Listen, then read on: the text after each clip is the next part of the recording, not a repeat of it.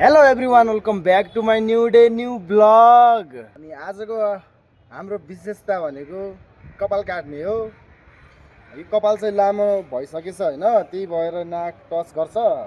अनि काम गर्दाखेरि चाहिँ मलाई अलिकति डिस्टर्ब गरिरहेछ होइन, त्यही भएर म चाहिँ यो कपाल तर राम्रो सुहारेछ यार है।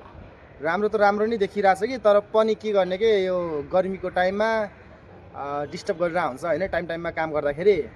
त्यही भएर म चाहिँ कपाल काट्न सोचेर अब निस्किन आँटेको होइन।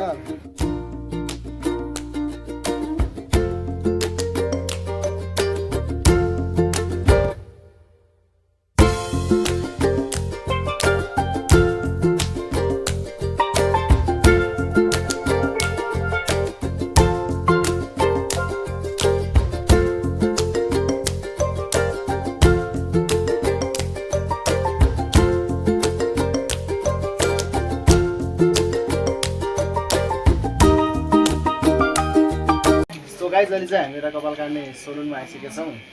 अनि अब चाहिँ हाम्रो कपाल स्टार्ट हुन्छ कटिङ होइन। अनि कस्तो काट्छु फाइनल लुक चाहिँ तपाईँहरू काटिसकेपछि देख्न सक्नुहुन्छ। अहिलेको लुक चाहिँ यस्तो छ।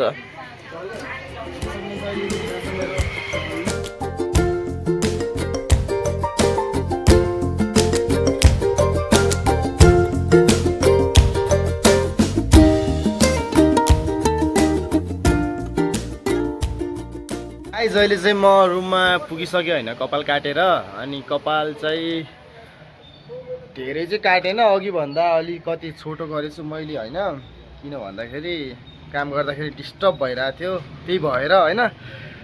कस्तो लाग्यो तपाईँलाई मैले कपाल काटेको?